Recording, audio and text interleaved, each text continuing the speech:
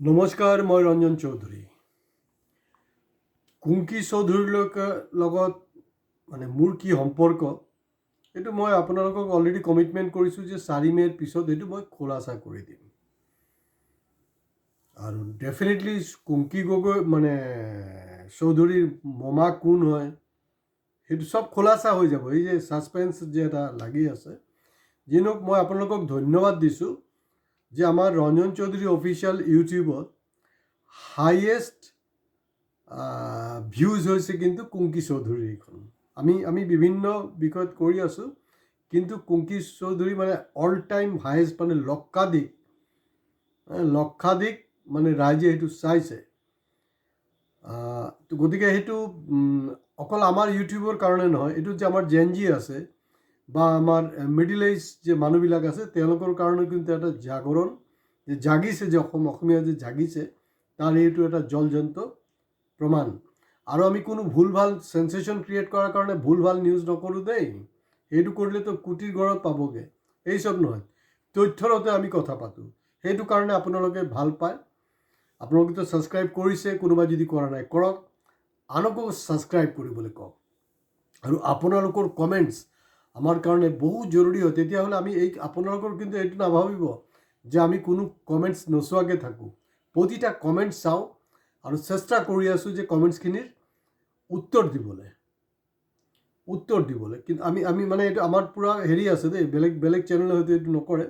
গতিকে আমাৰ যিবিলাক ভিউৱাৰ্ছ আছে, ছাবস্ক্ৰাইবাৰ্ছ আছে, তেওঁলোকৰ প্ৰতি আমাৰ পূৰা সন্মান আছে।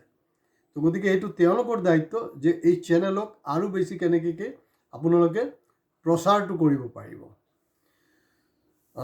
এতিয়া কথাটো হ'ল যে মুখ্যমন্ত্ৰী হিমন্ত বিশ্ব শৰ্মা লৈ কুংকিৰ ওপৰত আমি কথা বতৰা পাতিছোঁ।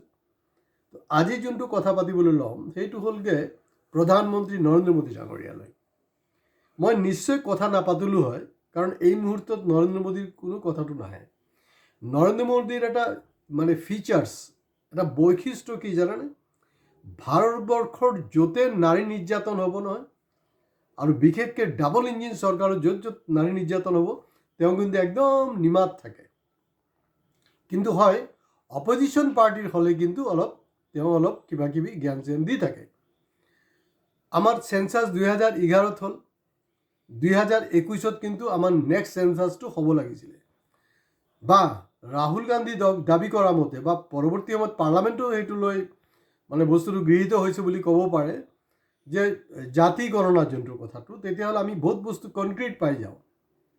সেই এটা কামো নকৰিলে, আৰু পাৰ্লামেণ্ট ইলেকশ্যনৰ আগে ইলেকশ্যনৰ বৈতৰণি পাৰ কৰাৰ কাৰণে তেওঁলোকে কি কৰিলে, মানে এই যে মহিলা ৰিজাৰ্ভেশ্যন বিল সেইটোক পাছ কৰিলে। তো যি নহওক মহিলাও কিন্তু বাবাজিকাৰ ঠল্লু দেখাই দিলে, ইহঁতক খুব এটা পাত্তা দিয়া নাই। কিন্তু এতিয়া মানে সেই আপোনাৰ পইচা পাতি দি এইবিলাক কৰি আছে। তো এইটো কিন্তু খুব দূৰলৈকে নাযায়, আৰু আমাৰ দেশৰ অৰ্থনীতিৰ কাৰণে কিন্তু ভাল নহয়। তাৰ জলজন্ত উদাহৰণ হ'লগৈ আমাৰ চুবুৰীয়া ৰাষ্ট্ৰ শ্ৰীলংকা, একদম জলজন্ত। বা আপুনি নেপাললৈ যাওক, সেইটোৱে। তো গতিকে জেনজি অসমত জাগিছে আৰু জাগিব, আৰু জগাটো কিন্তু অসমৰ কাৰণে শুভ। যেতিয়া সম্পূৰ্ণভাৱে অসমৰ জেনজি জাগি যাব, তেতিয়া হয়তো মই পৃথিৱীত নাথাকিম, মই বিদায় ল'ম। কিন্তু মোৰ আত্মাই যে ভাল পাব দেই, মই আপোনালোকক কৈ দিছোঁ। এতিয়া কি কৰিলে, এতিয়া চাওক আমাৰ 9 এপ্ৰিল হ'ল, আৰু 29 এপ্ৰিললৈকে, কাৰণ কেইবাটা ৰাজ্যত ইলেকশ্যন হৈ আছে, তো 29 এপ্ৰিললৈকে কিন্তু ইলেকশ্যন চলি থাকিব। এই ইলেকশ্যন চলি থকাৰ অৱস্থাত তেওঁলোকে নাৰীৰ মানে আৰু বেছি ভোট পোৱাৰ কাৰণে কৰিলে কি, স্পেচিয়েল পাৰ্লামেণ্ট ছেশ্যন মাতিলে। মানে এই 16 তাৰিখৰ পৰা 18 তাৰিখ, এইটো কি নাৰী হাঁহি উঠে দেই, মানে মাথাত মানে বেয়া কৰি দিছে। নাৰী বন্ধন আইন, মানে সেই যে যোনটো মহিলা আছিলে সেইটোৱে ৰিজাৰ্ভেশ্যন, সেই কথাটো সেইটোৱে। এতিয়া মানে আমাৰ অসমৰ পৰিপ্ৰেক্ষিতত কৈছোঁ যে কুংকি চৌধুৰী বন্ধনটোতো তাইক কৰিব লাগিছিলে ন বিজেপিয়ে। বা যেতিয়া সেই গৰুৰ মাংস খাই কিবা কিবি আনি দিলে, যেতিয়া মানে তেওঁৰ হিমন্তৰ ছোৱালী বয়সৰ এটা ছোৱালীয়ে কুংকিয়ে পূৰা হিলাই দিলে অসম, তেওঁক আকোৱালি ল'ব লাগিছিলে ন, যে না ঠিক আছে তুমি একো নাই বাৰু, মই তোমাক কিন্তু শুভেচ্ছা দিছোঁ আগতীয়াকৈ যে তুমি অজপৰ পৰা কণ্টেষ্ট কৰিছা, কিন্তু তোমাক মই আগতীয়াকৈ শুভেচ্ছা। সেইটো হ'লগৈ লিডাৰশ্বিপ। কিন্তু তেখেতে সেইবিলাক কৰা নাই, উল্টা লাগি আছে। মানে FIR উল্টা FIR কৰি দিছে, তেওঁৰ FIRৰ কোনো মানে শুনানি হোৱা নাই, উল্টা FIR কৰি তেওঁক থানাত লৈ হাৰাশাস্তি কৰিছে। তো চব বস্তুত এটা লিমিট আছে ন। আৰু এই মুহূৰ্তত আপুনি কওক, দেশত কি আৰু কাম নাই নেকি কওকচোন? এই যে এটা স্পেচিয়েল ছেশ্যন কিহৰ কাৰণে দৰকাৰ আছিলে? স্পেচিয়েল ছেশ্যন দৰকাৰ আছিলে জুবিন গাৰ্গৰ ওপৰত। স্পেচিয়েল ছেশ্যন দৰকাৰ আছিলে যে CBI এনকুৱাৰী হ'বনে নহয়, জুবিন গাৰ্গক ভাৰতৰত্ন দিয়া হ'বনে নহয়, সেইবিলাক হ'ব পাৰে। বা দেশত আৰু বহু বস্তু আছে। এতিয়া নাৰী বন্ধন কোনে কৰি আছে? নৰেন্দ্ৰ মোদী, যি নাকি নিজৰ মাইকীক 2014লৈকে তেওঁ যে বিবাহিত, সেইটো তাৰ এফিডেভিটত, যেনেকৈ এতিয়া হিমন্ত বিশ্ব শৰ্মাৰ পৰিয়াল আৰু গোটেই বিষয়টোক এফিডেভিটত কিবা এটা লিখিছে, আৰু পৱন খেৰা কিন্তু চব আচল কথা ওলাই দিলে যে এফিডেভিটত আছে ইমান, কিন্তু আচল তথ্যটো তেওঁ লুকাইছে। সেইটো এটা অপৰাধ। 2014ত কিন্তু তেওঁৰ যে পত্নী আছে যশোদাবইনৰ নামটো উল্লেখ কৰিলে। ইমান মানে পাৱাৰফুল মানুহজনৰ এইবিলাক হ'লগৈ কাৰবাৰ। নাৰী বন্ধন মানে কি? কেনেকুৱা নাৰী লাগিব জানানে? এই যে মামাক যে চুমা খাইছিলে নহয় নীলাজ মহিলাগৰাকী, চালা তোৰ নিজৰ মোটা মানুহটোক জিন্দগীত কেইবাৰ চুমা খালি, বা তোৰ বিয়া হোৱাৰ আগত কিমান ল'ৰাক চুমা খালি, এই হিচাপটো অসমবাসীয়ে জানিব বিচাৰিছে ন। তেনেকুৱা কেণ্ডিডেট তেওঁলোকৰ লাগে। তেওঁলোকৰ কেনেকুৱা নাৰী বন্ধনৰ নামত কেনেকুৱা কেণ্ডিডেট লাগে জানেনে?